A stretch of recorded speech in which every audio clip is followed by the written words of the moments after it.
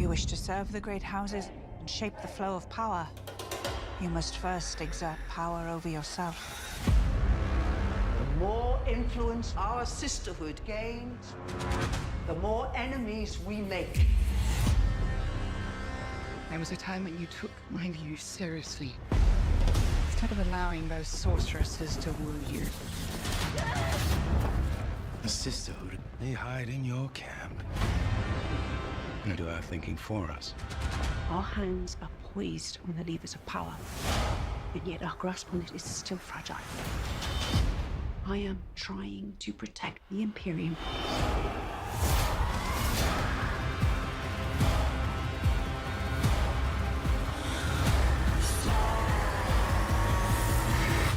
Sacrifices must be made. You wish to serve the great houses. Spooky, yes, sacrifices must be made, and I am sacrificing it tonight because tonight, the periodic table of awesome, it is Jill and her sacrificial lamb, Dion, as we are all here, and hello to everyone, and have everyone in the chat. Hello there. Hi, guys. Yeah, I just hope you all can hear me and we don't have some sort of terrible fucking audio problems again, but you know, who knows? Oh, I'm sure people will let us know straight away when I do that. Yes. Yeah, okay. So this is where I have panicked as I realized that, there's an echo in Jill's mic. Okay. Oh, wonderful. Great. Don't know how to fix that. Oh, You go, Jill. What about that? Can everyone hear Jill? If Jill talks now. yeah, how is that? Is the echo gone? Is it still there? Am I being really annoying by just continually talking? Who knows? Who We will knows? try. I'm sure that we will get let in on the secret as we go in there. Sounds good. Excellent. Fantastic. We've okay, fixed that great. problem now. Yeah, look, to be honest, I've panicked and it is the last minute shop of whatever's happening, and I haven't really thought about all of these things that Yeah, we thank still God the have Westfield's here. open late. Yeah, it's late night shopping. We're just going to cram it all in there. We've got so many things to review. We've got scheduled stuff. So it's not the last show. I realized after today, I was like, this sounds like the last show of the year. No, it's not. It's not the last show of the year. We've still got No. 2 more to go after this one. So we're going to do the Yeah. War for the Rural I don't Juror. know. It's Rural Juror next week. And then we're coming back with absolute Christmas thirst traps, which I'm actually quite looking forward to. Yes, So, I have watched 2 Thirst Trap Christmas films already, yes. and looking forward to seeing. a And few more absolutely before then. true, Peretta Kanga. She was using the Bene Gesserit voice on us. Should we? I did see a great video the other day of a girl like dressed up like a Bene Gesserit just in the kitchen. It says to the husband, Nice. "Wash the dishes." I think that's good too. But we're going to get to the Dune Prophecy in a little bit Okay. because I know that I put on the schedule that we were going to do Dune Prophecy and Moana 2 and something else. I think Gladiator 2. Gladiator 2. Yeah. Look, we might have been a little bit hopeful about invites we were getting for some screenings, but Oh, not really that, but got also last time minute poor. snubs. Yeah. Time poor. Yeah, Time subs poor in. and last minute snubs. Yeah. Subs in. We had to go on a waiting list for Moana, so dipped out on that one. Yeah. It's okay. We just didn't press accept in time. Sure. Well, Yeah. yeah. The trigger figure wasn't quite as not quick as quite. everyone else. We all have busy lives. It's okay. But we are going to talk. Well, Jill and I are going to talk specifically about the movie that we went and saw last night. What did we go and we see? saw Nosferatu Furious. Nosferatu. The- With the remake of the original. yeah, the reboot. Yep. The reboot. The recount. Yeah, we went along to watch Nosferatu last night, and interesting. It's David Eggers, who's the director, who you might Robert remember. Eggers. Robert Eggers. Rob Eggers. There's always a Robin, there's always a Dave. Fucking Dave's. Robert Eggers, who you might remember from The Vivitch, and Northman. That was an interesting one, and now he's I've done. not seen either of those films. Right. Okay. So I came in uncoloured. Yeah, and this is an interesting. Yeah. So, like the Vivitch, and I call it the Vivitch because it has two V's Mm. instead of a W. Um, Oh, yeah. okay. So it's actually called The Witch? Yeah, it's called the Witch, but I'm not going to let people get Right. away with that because I'm a pedant, and that's why people hate me. Um, no, I got to like, and that was a really cool stylistic film with Anya Taylor-Joy, who, prior to her, kind of, this was her really sort of coming out film, Okay. where she I'm like, trying to think. Did I see it? yeah, remember the goat? No, the black goat, the Puritans, they're trying to make a like on a farm, and then everyone sort of goes crazy and talking about witches not. and Satan and all that kind of stuff.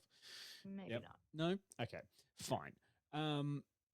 It's really lovely stylistic kind of off-putting sort of kind of film in the sense that it's shot beautifully. It's got really beautiful style to it, and a lot of that you would have seen in Nosferatu.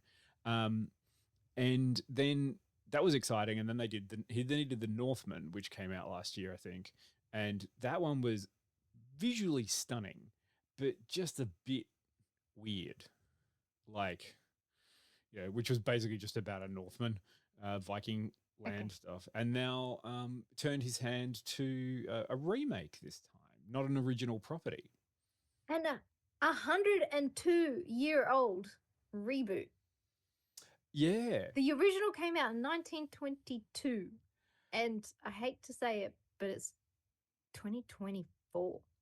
Yeah. Shut up. 102 years. Like, gross. Gross. So as a bit of a like, and unfortunately, well, not unfortunately, people can't get to see this until I think Boxing Day in Australia.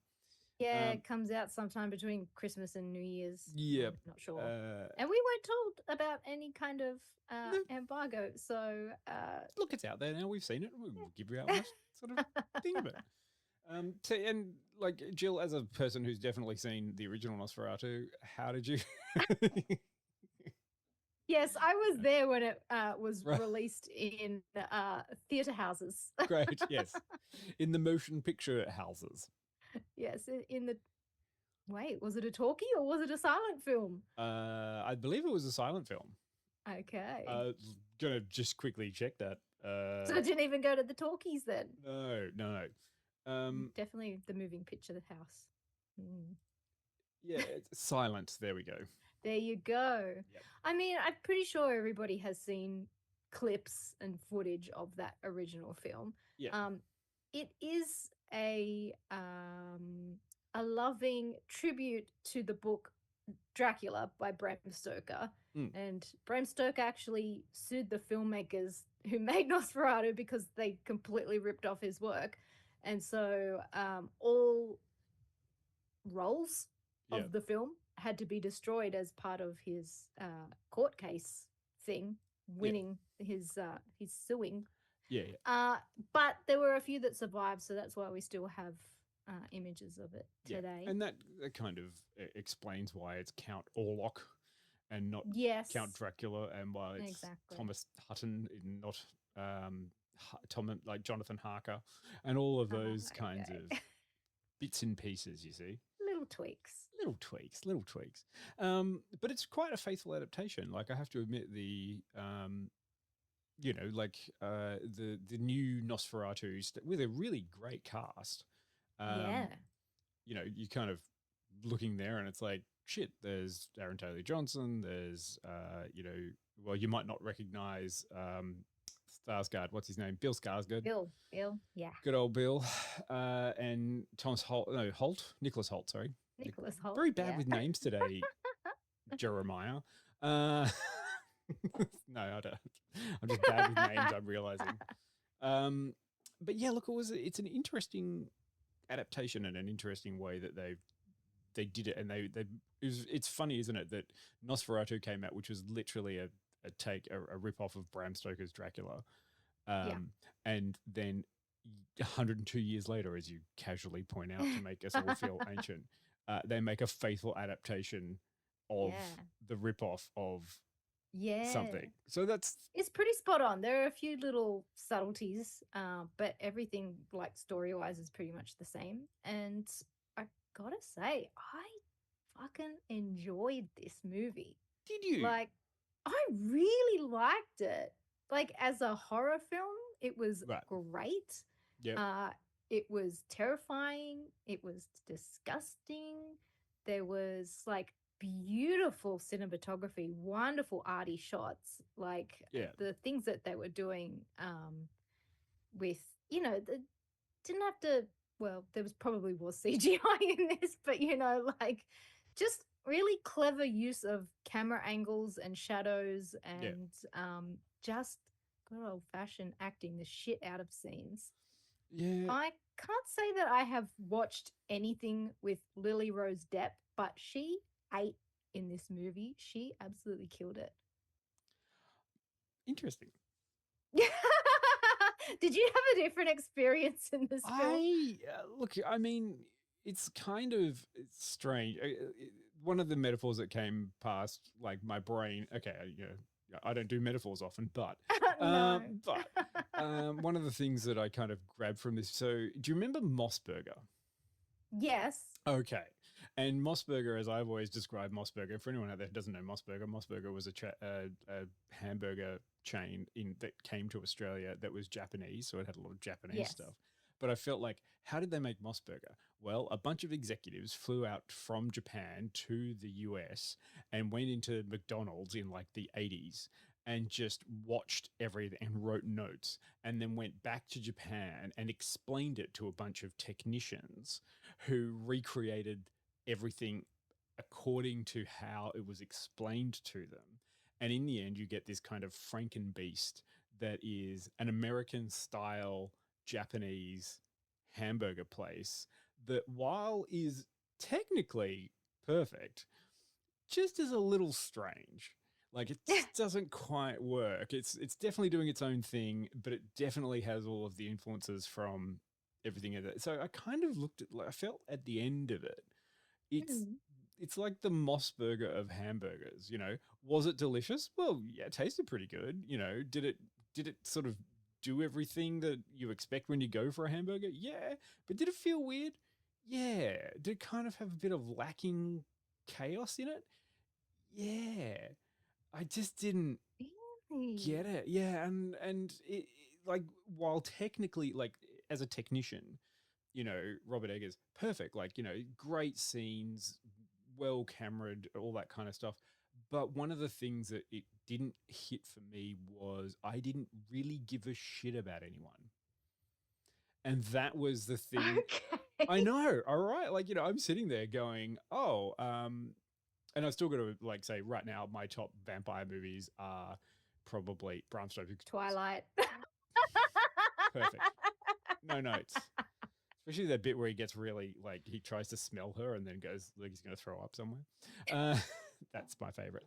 No, Bram Stoker's Dracula, like Francis Ford Coppola's. Okay. Yeah, that's my kind of, even if So the original. yeah. Keanu Reeves acting is abysmal, but you know, it's still my best faithful, like, funnest adaptation. Or Shadow of the Vampire. So did you ever see Shadow of the Vampire, Jill? No. So Shadow of the Vampire starred Willem Dafoe as Count Orlok, and it was about the making of the movie. Yeah, so it was like he started as Max von Schreck, who was playing Count Orlok in that as it was making, and it's really great. Like, it's a really great film, and you know, then the original Nosferatu, kind of, for the history of it. And in this one, I kind of got a little bit sidetracked and disappointed by the fact that I didn't know who I was supposed to connect with in this story. I felt like I wanted to, like, I wanted a bit more out of people. I wanted, like, I didn't, you know, who do you sympathize with? Are you supposed to sympathize with, you know, the virgin waif? Are you supposed to sympathize with the count? Are you supposed to sympathize with the husband who's been, you know, betrayed, or like, or in all those sorts of things? And I was like, I think it's lacking a bit of, like, through line with it, as in, I just, by the time that even, you know, Willem Dafoe, who's in this again and not playing a vampire or vampire adjacent person, he's kind of doing the old what is it, Van Helsing crazy. Sure. Yeah. even that, which I really love watching him work on screen, it just missed some beats. And I was just a bit like, oh, okay. And then by the time that the movie finished, I was like, oh, okay. But look, it does a great line in bleeding, making your ears bleed jump scares. You know, that's the whole sort of point. And, beautiful set pieces. But like overall, I was just kind of, I felt a bit lacking. Sorry. Wow. But it's but in defense, much better than The Northman. Really didn't like The Northman. Oh, right. Like The Witch, it's a slow burner, but it's fun. It's interesting. The Northman, I was like, yeah, gonna watch this. Some of these like images look amazing, but it's like, oh, it's not carried together with a particularly good through line. And then, yeah, it's real weird. Like, yeah, it's not. Anyway, go watch The Northman if you want to. I don't care. There's a couple of beautiful scenes in it, like that are painting like frames that he makes in it. But the rest of it, I was like, this is a bit fucking dumb. It's kind of like men's rights activist 101. Oh. Stupidly, like it's a weird ideology of what masculinity is based on Viking mythology. Okay. Yeah, to me, that hey, one a miss. That's what I picked up from it. Oh wait, that was the one with the other Skarsgård, wasn't it? Yeah. Oh, I never got around to watching that. Yeah. So anyway, like it's all kind of yeah, it looked stupid. Yeah. Anyway, but this one, Nosferatu. Right, so this one. Yeah. So you seem to have a good time, like a real good time with it, and I feel like I did have a little moment in the middle where I was getting a bit eepy, but like that was just because like it is kind of a little bit dull. Yeah. In like terms of the dialogue, you do have to kind of slog through it. By no means is this like a Hollywood action blockbuster adventure kind of film. It is very definitely on the art side of filmmaking. It leans very heavily into gray tones. There's not a lot of color. So, it could be difficult to keep your attention watching the whole of this movie. But for me, I kind of like was really digging like the arty style of it and like how it kind of lent into that really old school horror. And was having a really good time with it. I thought like the performances from Bill Skarsgård, who is like, let's just coin him the new Monster Man of the 21st century. Like he's doing terrifying things. His Nosferatu was fucking intimidating and terrifying, and the voice was great. Like all of that was like really scary stuff. And I think the performances from like Nicholas Hoult and Lily Rose Depp were good. Like their terror, I believed it was good. Yeah, right. Yeah. Interesting. But I suppose if you're into horror, I think you'll enjoy it as long as you can get on board with like the dull kind of undertone that it carries. Yeah. I think it kind of pays off at the end. Look, it's a good and bad to my mind. Like this is the thing; it has so many. It's obviously made really well, and everyone is committed. Like I have to say, everyone in it is committed. There's no one who is not giving it a go.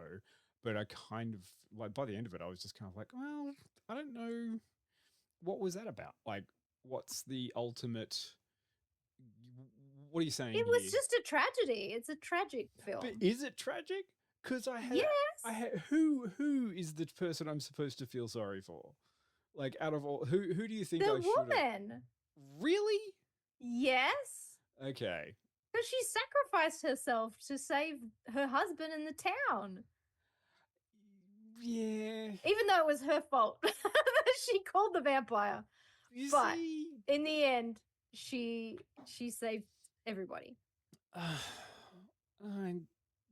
Yeah. It didn't. But I have to admit, by the end of it, I was like, I don't care for you. Like I don't have sympathy. I don't know why. Like maybe it's because I saw like the Bram Stoker version Yeah, Sure. the Francis Ford Coppola version that like earlier on, so it kind of did that. But I got that Mina Harker character because she was had a bit of purity and innocence about her that I understood it, and then she is seduced by the darkness and she becomes defensive of the darkness and has, it's kind of like she feels sympathy for the victim of this, whereas in this one it's Yeah. not that story. So it is just kind of Yeah. like demon and lust and Yeah, honestly, you only get a little bit of it in like backstory at the start of the film, and you Yeah. don't kind of get to relate to her before she calls the vampires. So you do kind No. of lose that intro to having sympathy for her character. I can see that, but yeah, I thought Yeah. it was still a good watch. There was, I mean, to reference it is weird because like in the 92 one that I'm talking about that I'm playing off, you've got Mina Harker and Lucy, her friend, and they're the two. They're like in that film, you get very easily stereotype, which is like here is the virginal one, here is the lustful one, and in this one, that's kind of pushed together into the one Yeah. female, and that is where I think it breaks the kind of Sure. it broke that as an understanding of me for that character. Whereas I thought it was really interesting what they did with Orlok to make him kind of like I'm just an urge. I can't love. I can't have anything. I am just a drive. As they presented him in this film. But yeah, didn't get like it's not really like he's not a malevolent beast or demon. He's just a presence that is overshadows and sends people kind of mad. That's kind of essentially what they did in the original Nosferatu, because it was all about Max Schreck's interesting shadows and shadow play and all that kind of stuff in this film. So yeah, like I kind of got it, but yeah, in the end I was like, oh, I'm just not satisfied with this version. And yeah, it's a different version though. Like it's not your at least it's not your twinkly vampires, and it's not your hot vampire. It's not your tween vampire. Like Definitely not sexy. I'm the monster fucker in any other universe, but this guy was not it. No. Not it. Yeah, he definitely does fuck because you can. He's not on my hear me out cake, okay? Yeah. Exactly. No, I understand that. Especially, when it stood up and I got to see full Orlok dong, when and you I was get full vampire peen, I'm like, no. full undead peen, and I was like, okay, great. This is where we are, hey, and then it just I love that it just backs away from that. But he's not a sexy vampire. It's like, okay, cool. Yeah, no Hell worries. no. Yeah, hell no. But yeah, it's an interesting thing. I mean, I really like watching Willem Dafoe run. I thought he wasn't. Oh, and he had the best lines in this movie. He did. Everyone was laughing, even though he was giving these lines with a straight face. Yeah, and I wanted him to go a bit more off. Like, I felt like he wasn't enough off in this. Oh, I don't know. I think if he did go even more off, it would be too far away from what the movie was trying to do.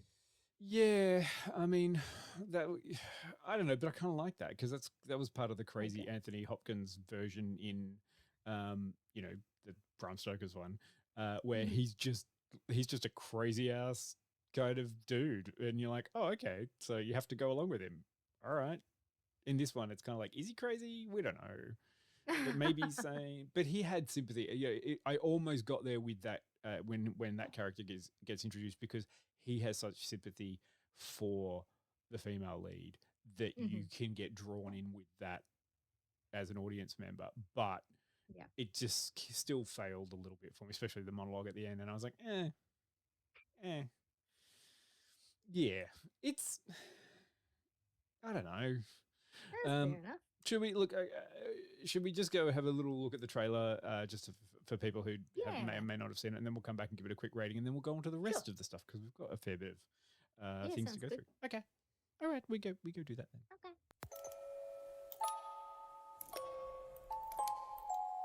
Come to me. Come to me.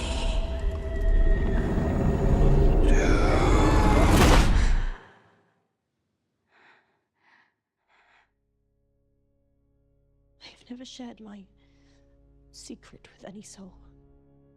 You've had these spells since childhood. Tell me what you can from the beginning. It is like a dream. It was our wedding. When we turned around, everyone was dead.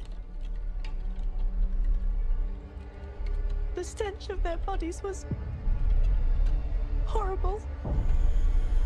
Standing before me was death. But I'd never been so happy.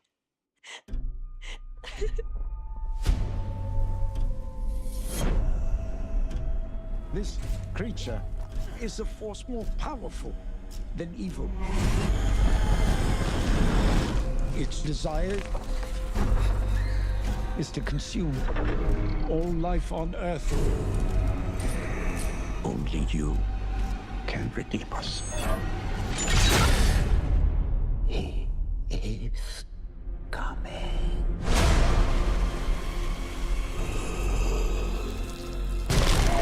There is a devil in this world, and I have met him. But you could never please me as he could.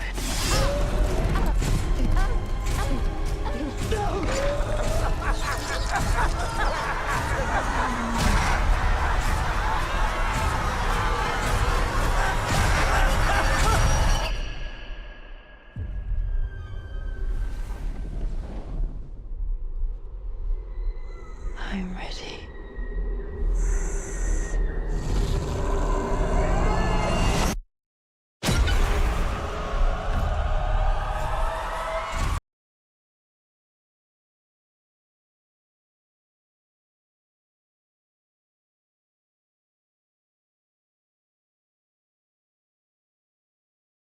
Yeah, oh, sorry, better turn the mic back on. Yes, I know.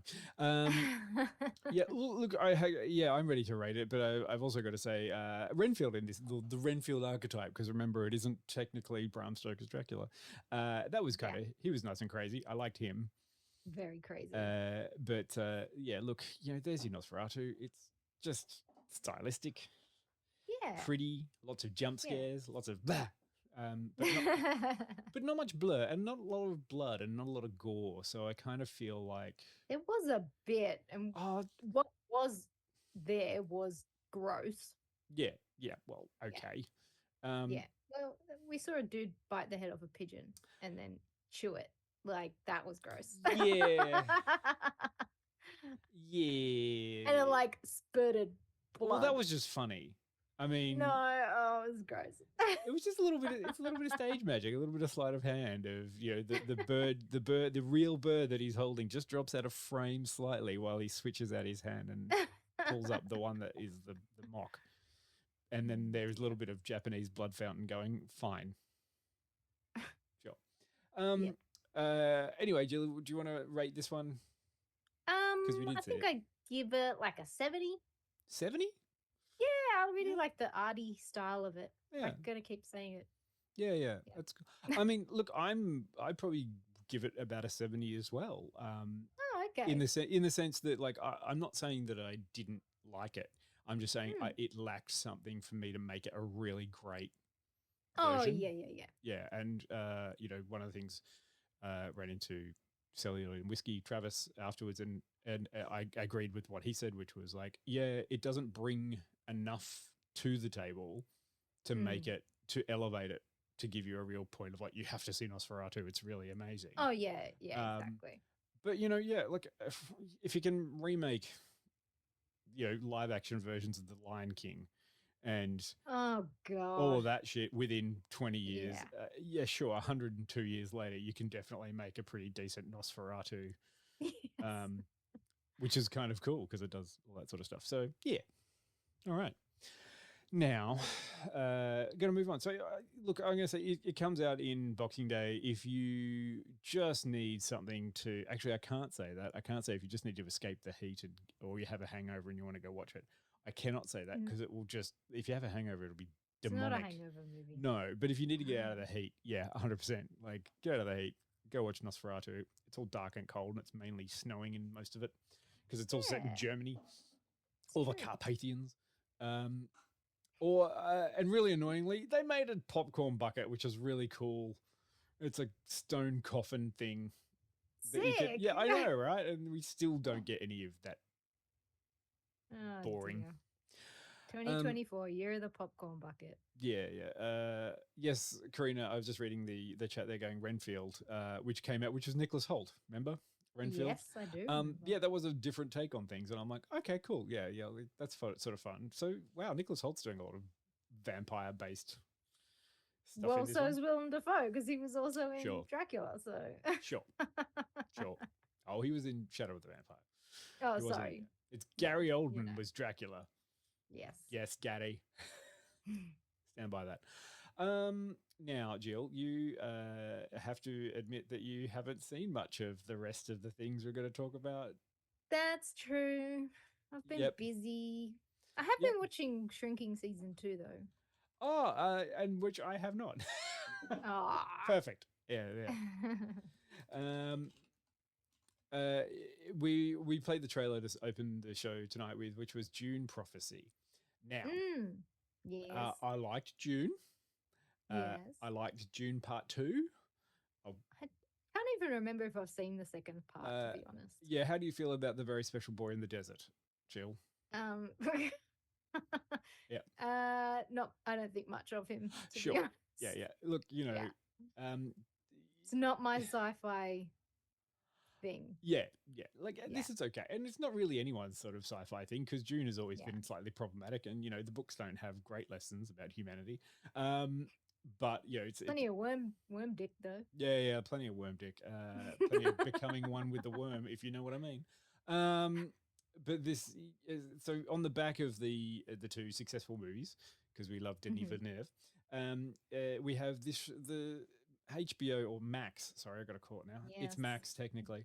The Dune prestige Prophecy. drama version. Yeah.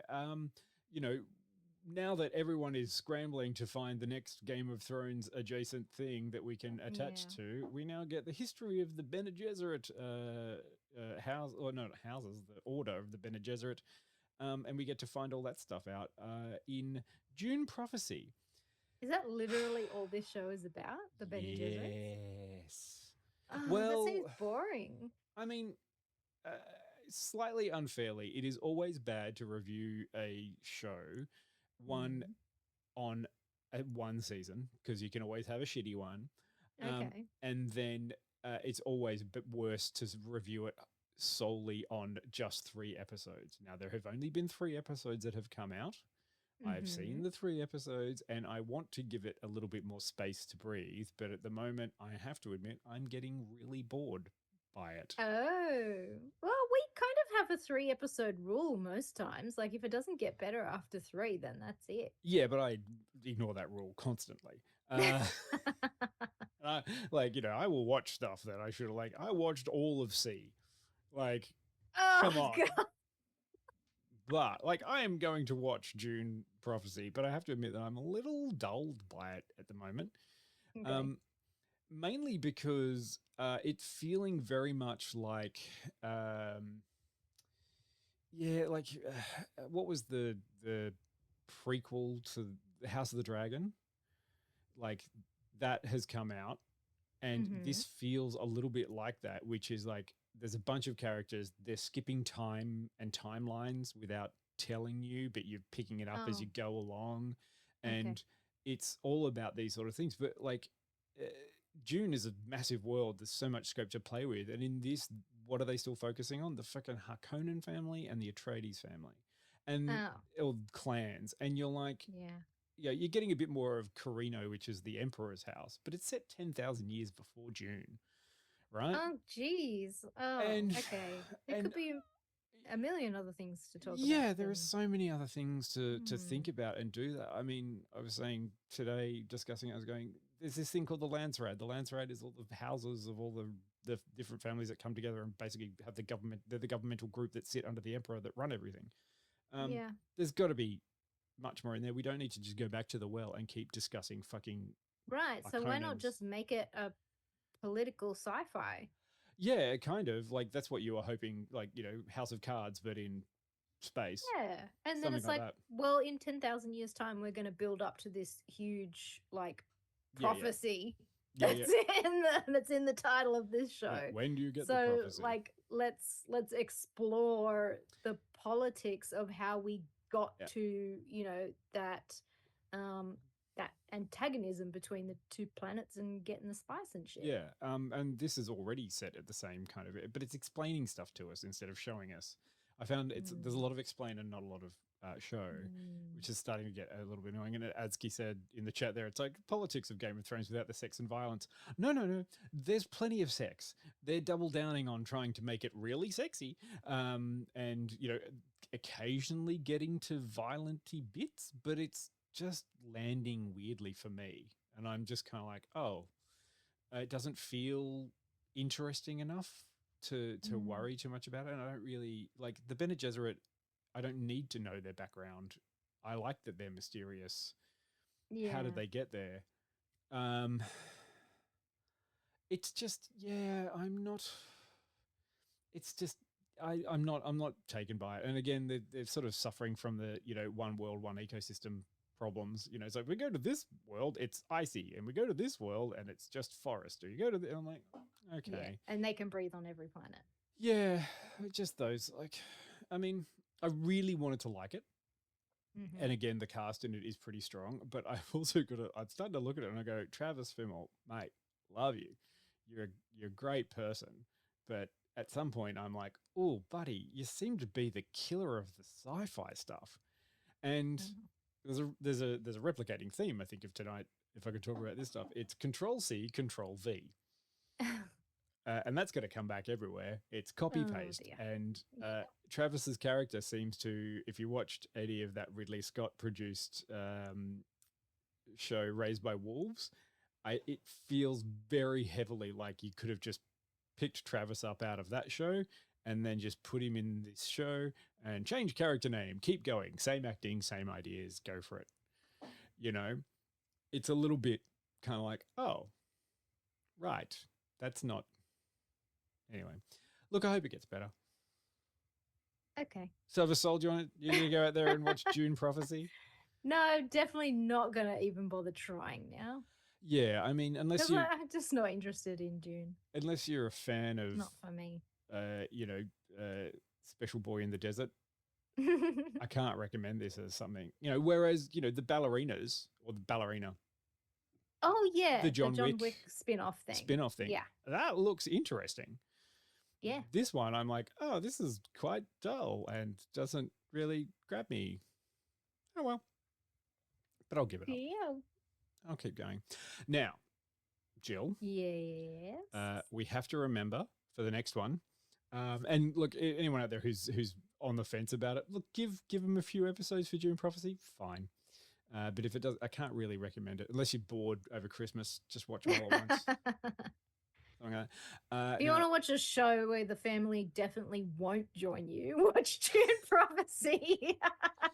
Could be that one. And now we may be a few weeks late, but just remember, Jill, what we do in life echoes an eternity. I remember that day. I never forgot it. That a slave could take revenge against an emperor.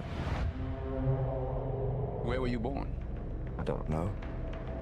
I never knew a mother nor a father. You will be my instrument. Who are you?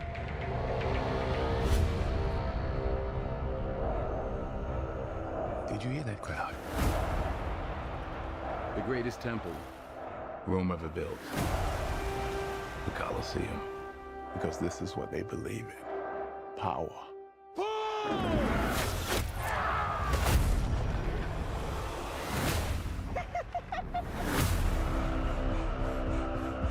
General Acacius, there are victories yet still to come. Rome has so many subjects. She must feed them. They can eat war!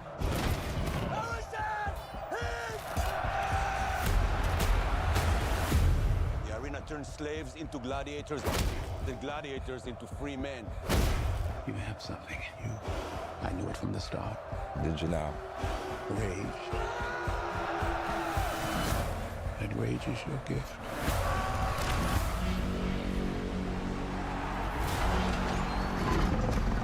This is about survival! Survive! Hold together, and when it charges, break for the wall.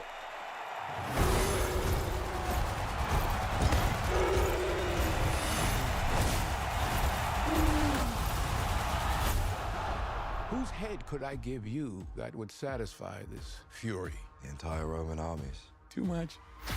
The general will do. Rome must fall. I need to only give it a push. We make it out alive. All right. Tears on the mausoleum floor. Blood stains the Colosseum doors. This ring belonged to Maximus. Now I give it to you. What is the dream of Rome? That people are not free. I was owned. Now I will control an empire. I will not waste another generation of young men for their vanity. Strength among us! This how Rome treats its heroes! Tears on the mausoleum floor. Blood stains the Colosseum doors. The gods have spoken!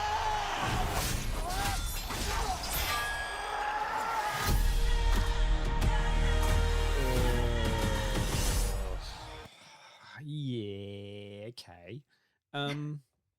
Jill, Yeah. as much as you loved the 2002 original Gladiator starring Rusty, as we all know and love.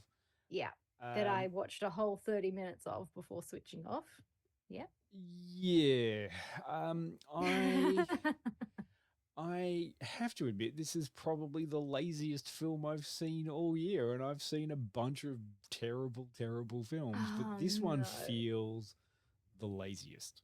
Oh no. I was willing to give it a go for Pedro, but after hearing that they cut all of the gay kisses, I'm like, fuck this movie. I mean, were they? I couldn't even tell because There were. Denzel had a full-on pash, and he's kind of cut that they cut it from the film. He's like, oh, well. Fair enough. Yeah. You know, when in Rome, as they say. And then, like, all of the bromance between Paul Mescal and Pedro was, like, kind of cut out. Ridley went for the no homo cut. Ridley went for a lot of cuts out of this that that he seemed, and I feel like he may have, I feel like he may have just tried to get as much as he possibly could, and then had to trim it all down. There might be a 7-hour cut of Gladiator 2 out there, which no one needs to fucking see, because if you've seen Gladiator, you have seen Gladiator 2. This is the thing that annoyed the shit out of me, which is like, But this one's got a rhino. yeah, it is just the scenes that he couldn't, or they wouldn't let him do in Gladiator 1, he just gets to do in Gladiator 2, and he did not do anything different. And that's what's incredibly frustrating. Like, I mean, is everything amazing? Yeah, it's a spectacle. He's doing the same thing. It's all color graded the same fucking way, you know. It was just, I just watched it and I was like, this is just the same fucking film. I mean, and I watch things that are the same film, you know. I watched, you know, The Force Awakens. I know what that stuff is, but you know, there's nothing in this to make me go, hey, you should go out and watch Gladiator 2. Nothing in there. It's like, do you want to watch it? It's like, sure. If someone put it on and you got nothing better to do, yeah, watch Gladiator 2. But to go out there and like, I think the idea that people out there going, you need to watch it as Glicked as a double feature. I'm like, no, you just need to watch. you just need to watch Wicked. You'll have a much better time. I cannot imagine going out and watching Wicked and then watching Gladiator 2, because I'd be like, well, now I'm depressed. I was happy, and now I'm depressed. Oh, Tari says she'll just watch Alexander again. That was another one they cut all the gay shit out of, Tari. Stop giving money to the no homo cuts.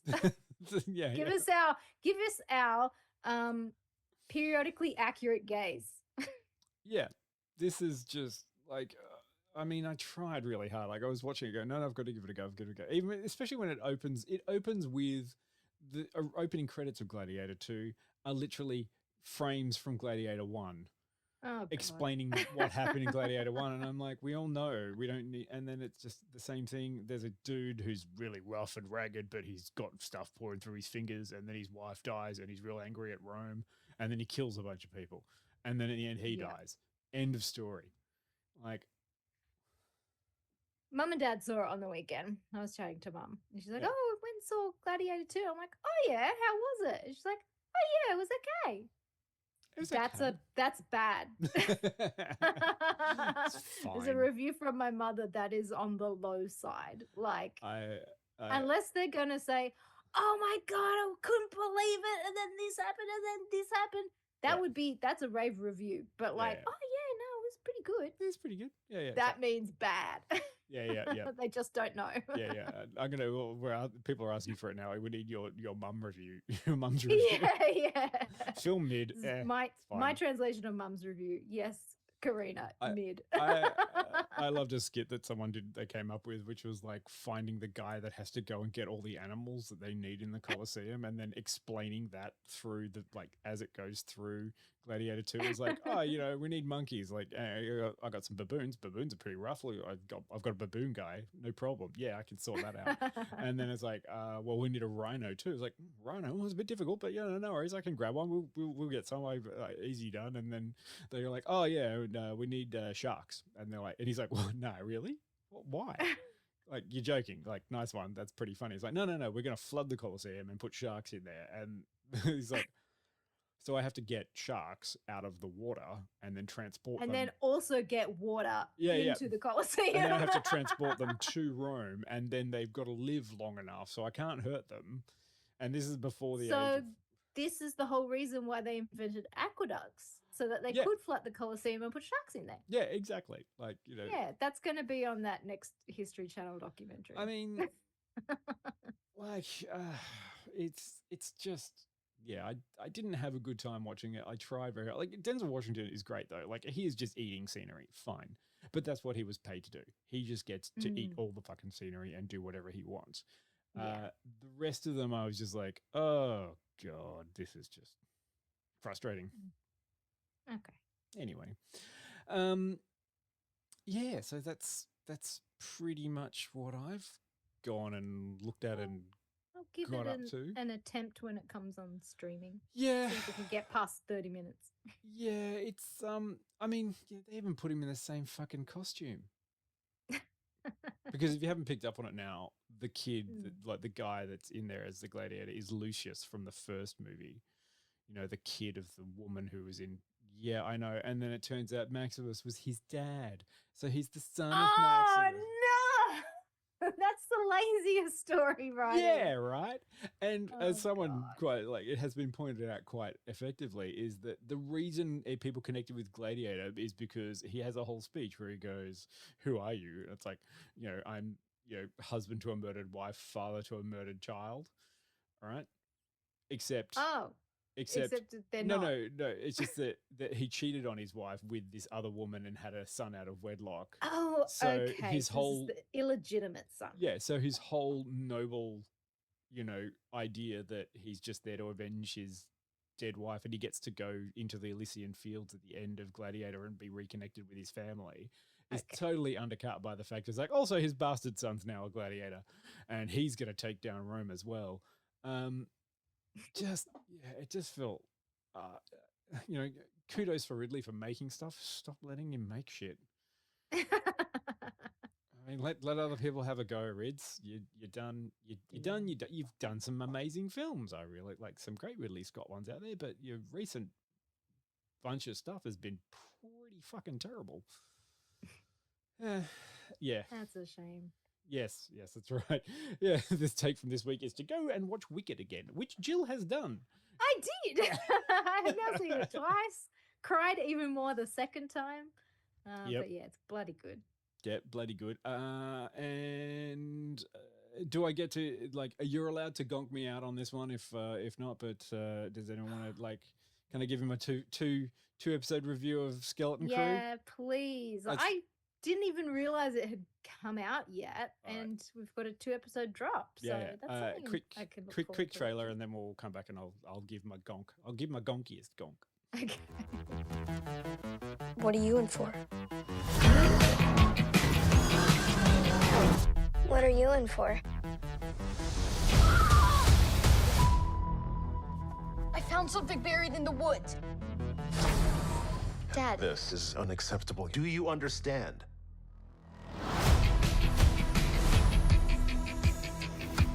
What do you think it is?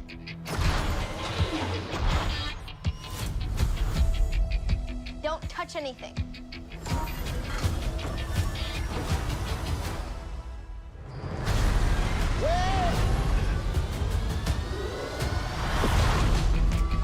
What did you do?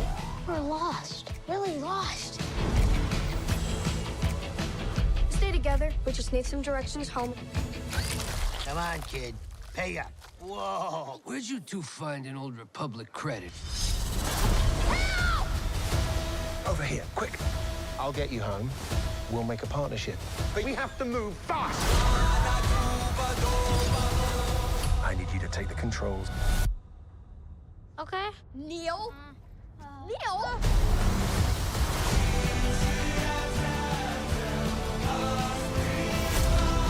A crew of murderous pirates is coming. Something's wrong. They're not going to just turn up. We need to find them. We're not alone down here. Oh, be warned of booby traps. Pirates and mountains where none dare to go. If you hear this, don't give up. No matter what.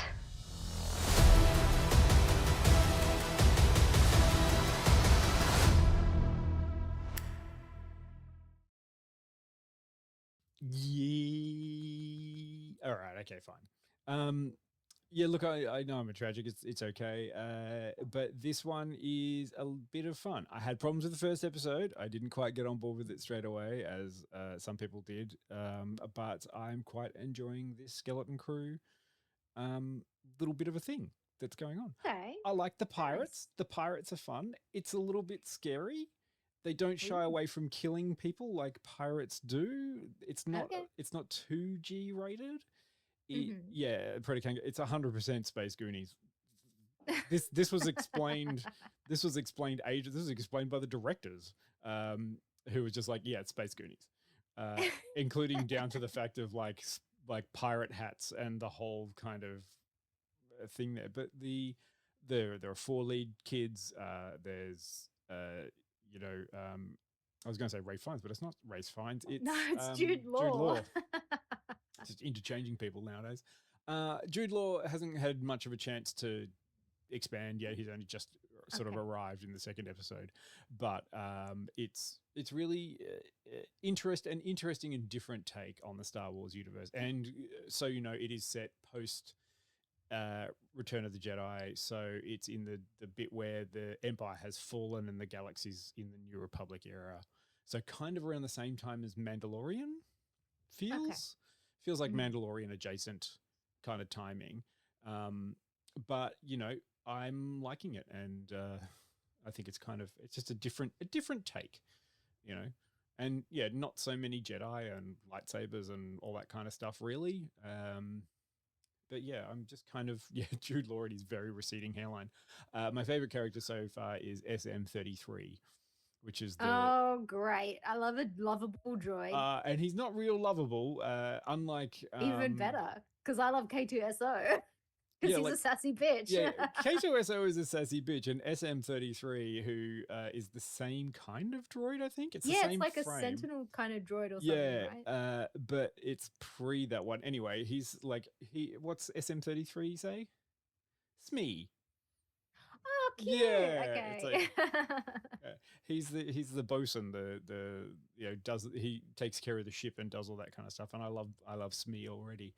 Nice. He's fun, but I'm really liking Neil as he's the elephant, the blue elephant kind of character. He's actually quite great because he's sweet. It's kind of like this one is is a sweet kid who has a loving family and has brothers and sisters that he loves and loves his parents. Kind of like there's all the archetypes that you're out of. There's the rebel teenager, there's the tech teenager, there's the, keychain kid whose parents don't pay enough attention, or parent doesn't pay enough attention to him.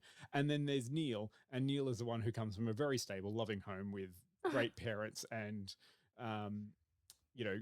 brothers and sisters that he loves, and is just kind of like, okay, I'll go along with it, So that I kind of like already, I'm like, okay, great, you're just doing this stuff. Yes, Tari, I hope Hondo turns up. That would be great, but he'd be very old by now in canonical terms. Oh. Because if this is post Return of the Jedi and Hondo was around in the Clone Wars as a aging person, he should be the Pirate King. That's who Hondo should be when he turns up.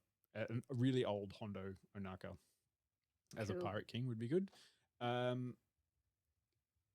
No, the boats one isn't called Higgs, it's called Smee. Or SM-33. Point that one up. Anyway, the droid that's in there. Who's voiced by Nick Frost? Oh, cute. Yeah. Okay. So now Nick Frost and I'm Simon looking Pegg forward are to in that. this Yeah. now. Yeah, it's cool. I'm quite enjoying it, and it's a fun little.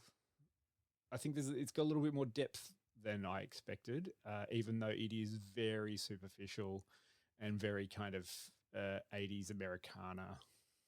Okay. It's a bit of a jar there, I think, at the start, where it's like, what is this 80s Americana?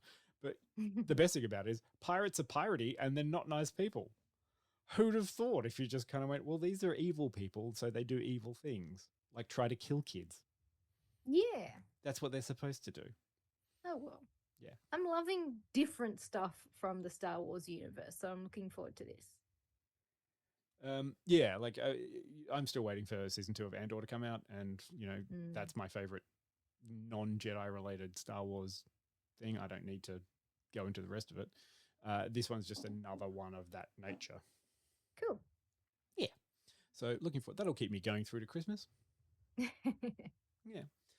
Yeah. And then still got more stuff. Severance 2's got to come out. Got to finish watching Shrinking. Should I bother with Shrinking? Is that okay? Yes. Of course. I'm always gonna. I'm always Final gonna. episode is next week, so. Right. Did you take my advice? Did you try and find Lioness? Give that a go. No, I haven't had a lot of time for other stuff yet. Yeah, I still put that one out there as it's kind of an interesting, little kind of political / action TV show. But yeah, that's all. Now next week, when we're back. Yeah, you guys are doing Lord of the Rings. Yeah, because Jill loves Lord of the Rings. So when it came out that there's going to be an animated one just about the Riders of Rohan, I mean, look, I don't understand it, but the animation looked cool. Yeah, and I was like, oh, I might watch that, but I'm not going to bend over backwards to do that. Yeah, so that's a nerdy boys one. Well, we'll see. We're going to go see it on Monday, and then come back and give you a review on Tuesday. And then the week after that, you need to get your Christmas smut prepared. Start watching all of the shitty Hallmark films, all of the straight to Netflix television movies. You've already done Hot Frosty, haven't you? I've done Hot Frosty and I've done Merry Gentlemen. So next up, I'm going to watch Lindsay's newest Christmas Fair. Yeah, what Christmas thirst traps are you going to do? Plus anything else that we finally get around to seeing, or catch the Penguin. Yeah, Penguin was good. Oh, the ending on the Penguin, man. I really love that. I was kind of devo. I'm great with it though, because I'm like, yes. That's yes, but also oh. But that's why it's yes. Yeah. Like, I saw it. What was the trailer for the thing that we saw last night, which was oh, Wolfman. Yeah, that looks the tight. Latest Lee Winnell Blumhouse Fair. Yep, that looks off the back of Invisible Man. Now we've got Wolfman. So I don't know if Universal are secretly doing their MonsterVerse now. Yeah, maybe side MonsterVerse via other production houses. I don't know. Maybe because now we've got Nosferatu. Yep. We've had Invisible Man, and now we've got Wolfman. But technically, Invisible Man died and Nosferatu died, and yeah. Like, I mean, hey, I don't want to try to do it. But no, the Wolfman looked good. And there's another werewolves movie that's out soon too. And we still didn't get around to watching Moana 2. No. No. Has anyone in the chat seen Moana 2? Did you like it? Did it rock around the clock? Which one's better, Red 1 or Moana 2? They both star The Rock. Oh, yeah. Oh, yeah. Don't forget that that's it. Cool. All right. Thank you, Chili. Thank you, everyone in the chat, for turning up and saying hi and listening to us talk about stuff. Yes, go see Skeleton Crew. That's been fun. Avoid Gladiator 2. Dune Prophecy continues to be a bit of a shit prophecy. And Nosferatu? Nosferatu as well? Yes. Oh, yeah. Yeah, that's all right. Yeah, Moana, you could save it for Christmas. I don't know. Go to the beach and watch it. It feels like what should be. I'd go and watch Moana 2 on it. Or like that Moonlight Cinema thing. Yeah, on a beach. It'd be great. Yeah. Inside the shark net thing, though. Yeah. Just be careful. And with cocktails. With cocktails. No, because then you pee in the water. Yeah, pina coladas. Then people would pee in the water. Yeah, but then you warm up.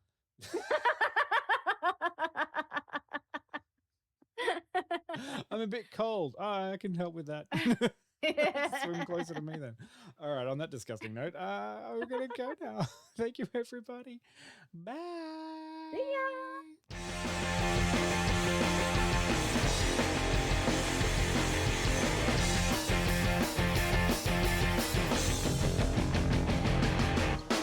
I wanna live in a world full of heroes, not sit here counting zeros in a cubicle downtown. I wanna look out my window, see 'em flying, and swing across the horizon as I cheer 'em on so proud.